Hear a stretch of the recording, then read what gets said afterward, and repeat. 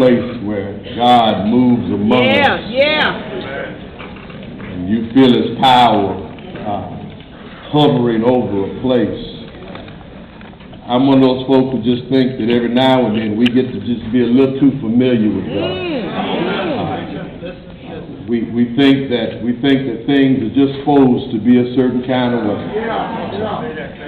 And when things don't happen like we think they're supposed to happen, we find ourselves getting angry with God. And sometimes we take God's blessings for granted.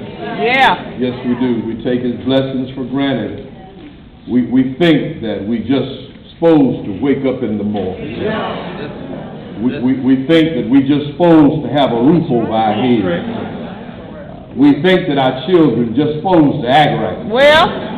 Our bank accounts just supposed to have money in them. Our spouses are supposed to love us like the Lord loves the church. We think that things are just supposed to be a certain kind of way. And when things don't quite go the way that we think they ought to go, we get mad at God. And sometimes in assemblies like this, when we are assembled together, we find ourselves feeling the power of God. All right. Wow, we're in a good little old rhythm right there, wasn't it? Oh, that mercy. I thank you, well, thank you, Lord.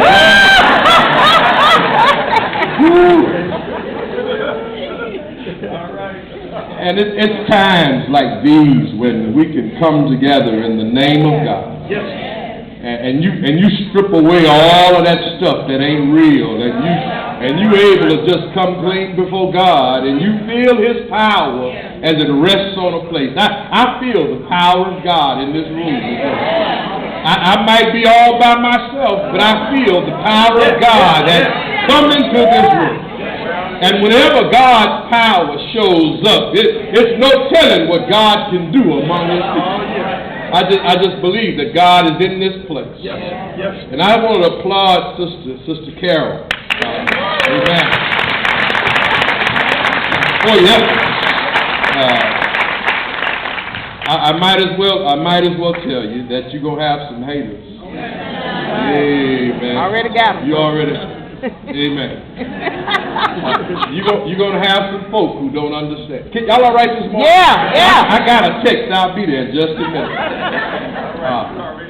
And sometimes it takes those folk who know that they are led by the Spirit of God. I hope I'm talking to somebody who understands the Spirit. When you're led by the Spirit of God, it means that you don't trust in the traditions of man, but that you trust in the commandments of the Father. And sometimes when you obey God's commandment, it means you got to cut against a tradition. Let me tell you something. The tradition won't get you to heaven. And what you've done this weekend is you have changed some traditions. But that's all right. That's all right because see, a tradition is just what it is, but a commandment is eternal from God. In fact, I know the Bible speaks of it in our text in Mark chapter 7. Jesus is dealing with an issue of how do you deal with folk who are different than you are.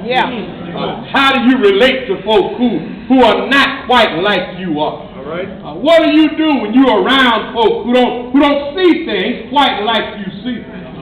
In fact, there were some scribes and Pharisees who saw Jesus' disciples and why do your folk eat with unwashed hands? Jesus said, well, there are some of y'all who honor me with their lips, but their hearts are far from me. In vain do you worship me. Y'all ever read any of that? That's telling us that sometimes you get around folk who are a little different than you are. And the question is, how do you deal with folk who are not quite like you are? Sometimes it means you got to break some traditions.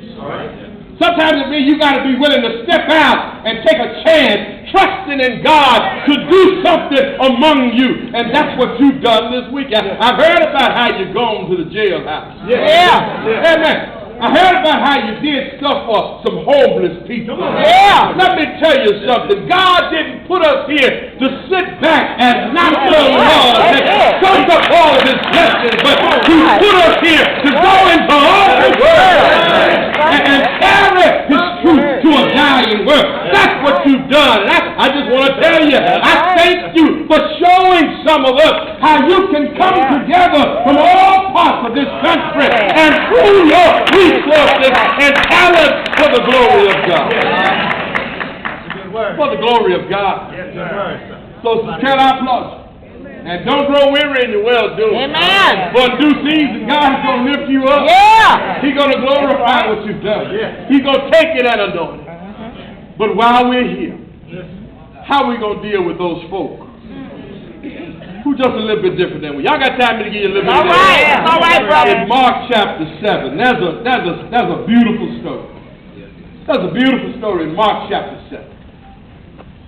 Then from there he arose. Now, and this is the same text where Jesus has been dealing with those scribes and Pharisees who he said, you are worshiping me in vain and your hearts are far from me. He said from there he arose and went to the region of Tyre and Sidon and entered a house and wanted no one to know. But he could not be hidden.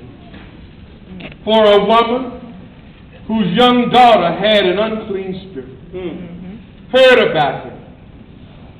And when she came and fell at his feet, the woman was a Greek, a Syrophoenician by birth.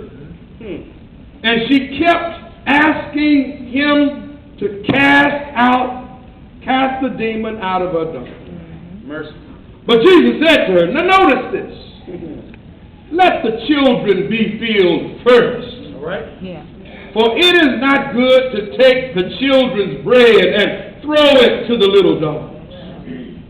She answered and said to him, yes, Lord. Even the little dogs under the table eat the children's crumbs. Then he said to her, for this saying, go your way. The demon is gone out of your daughter. And when she had come to her house, she found the demon gone out and her daughter lying on the bed.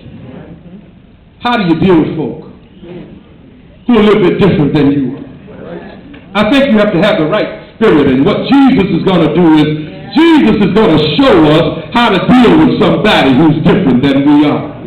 And in fact, in this story, it shows us that there was this woman who had a daughter who had an unclean spirit. And if you've ever had a child that has some stuff going on in their life, you know that this woman was going through some stuff right about now.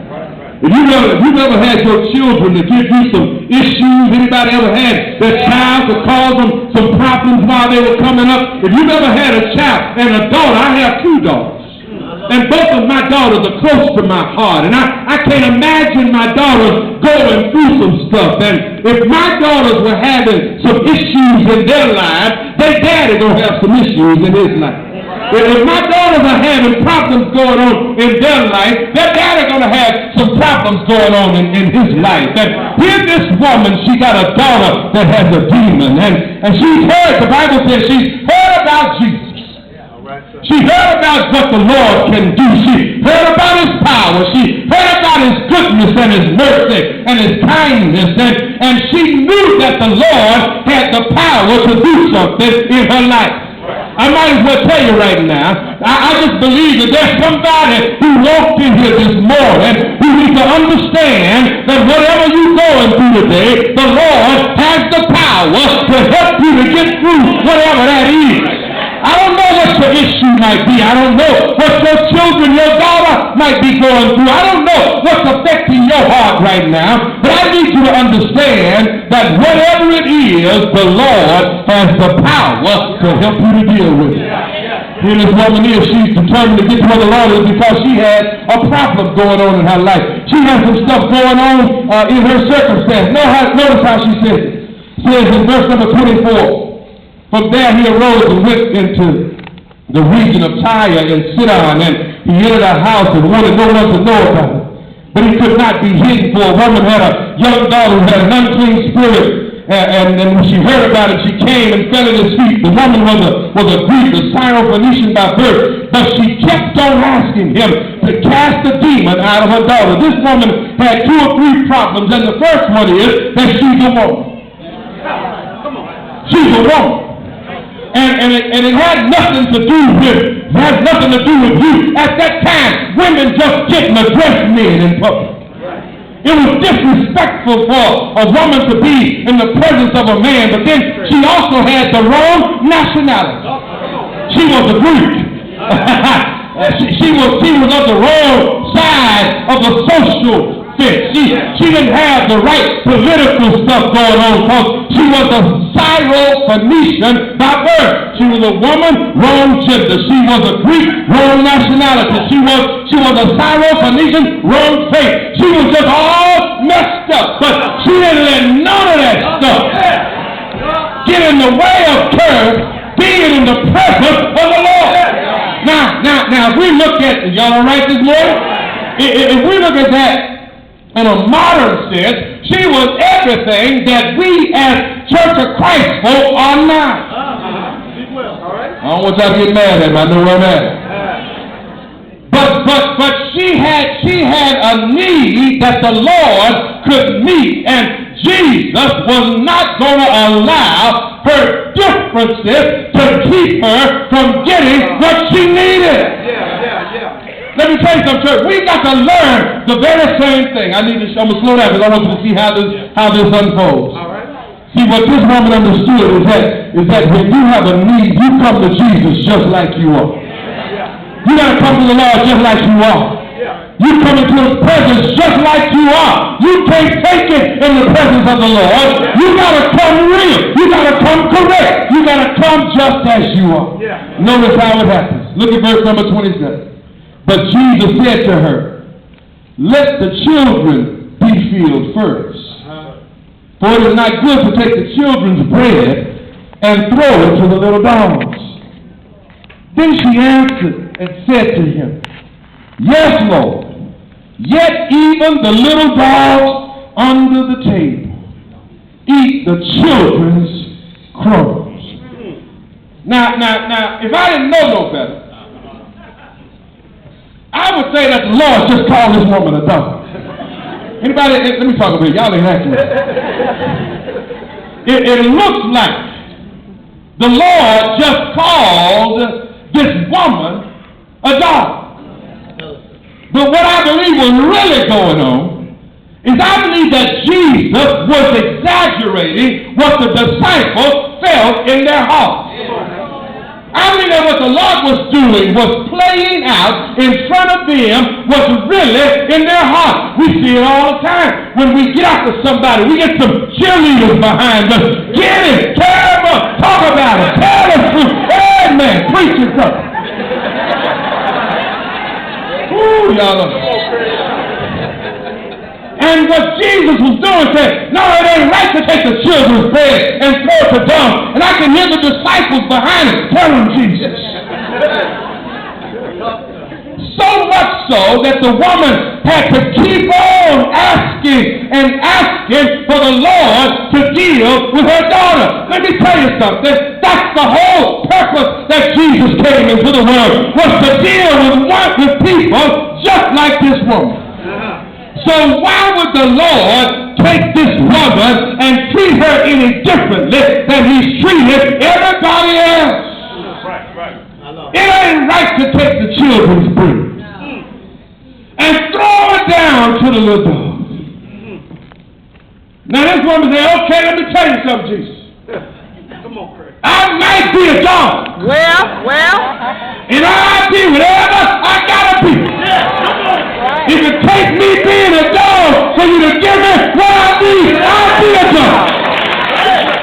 If I gotta be a little house pet in order for you to bless my life, I'll be whatever you say I am, but everything I need, you got.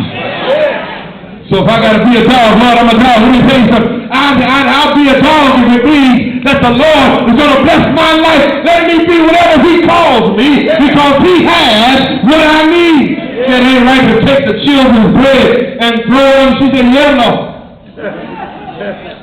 Yes, Lord, you right. But even the dog under the table gets to eat the baby's crumbs. Oh, have mercy. I'm trying to take my time through here. Can I let you know the secret? See, when you are at the table, you can live from what's on the table. See, if you can just get to the table, you can live off the stuff that fall off the table. If you can get to the table, stop by the table this morning, that crumbs will make a meal under the table. I don't have to be third place. I don't have to have a seat on the table, but if I can just get close to the crumbs, they're going to be falling off. I know that I can live off the crumbs if I can simply make it to where the table is. Let me tell you something else. I'd rather eat the crumbs that fell off of God's table than to eat all of the splendor of the devil's table. I'd rather feast off of the crumbs and mercy and grace from the table of God than to feast from all of the devil's splendor that he has in this world. All you got to do is get to the table. And God will bless you from what can fall off the table. Say, yeah, Lord, I'll be whatever you say I am. If I'm a dog, then that's just what I'm at. I'll be a dog. If I got to be a little house pet, then that's what I'll be. I'll be a little house pet. But Father, don't you withhold your goodness from me. Don't withhold the blessing that I need in my life simply because I'm different than you are. Notice what Jesus does. Notice what Jesus does. Jesus answers, she answered and said to him, yes, Lord, even the dogs up at the table eat the children's crumbs. And Jesus said to her, for this saying, go your way. The demon has gone from your daughter. Do you realize it wasn't for her persistent asking that Jesus blessed her life?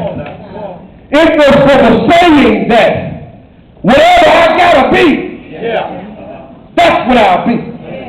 Whatever I am, Lord, that's what I am. But I've got to get from you what will bless not only my life, but the life of my household. Sister, let me tell you something. Don't you ever give up on what God can do. Don't you ever minimize the power of God. What the Father does here is show this woman that I can bless you through whatever your circumstances might be.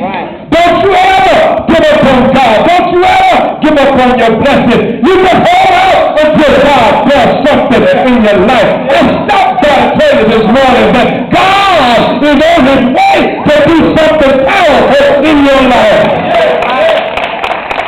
God wants to do something powerful in your life. Some of you already know it can do it. Some of you came in here doubting. Some of you don't believe that God can do it.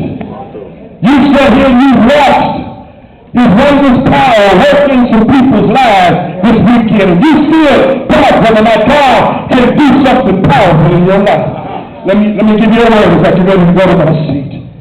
What we discover here is that this woman was desperate for the Lord to do something, but she was determined not to let her blessing get away, and God delivered her and gave her a delightful response. So notice how he does it. He said, for this saying, the demon is gone. The demon has left your way. Because of this saying, the one terror that she had in her life has been removed. Now, what I need you to do, he says, now, when you go home, you're going to find stuff different than when you left. And he said, verse 30, she came to her house. she found the demon gone out of her daughter, and her daughter laying on the bed. All that simply tells me is this. You came here this weekend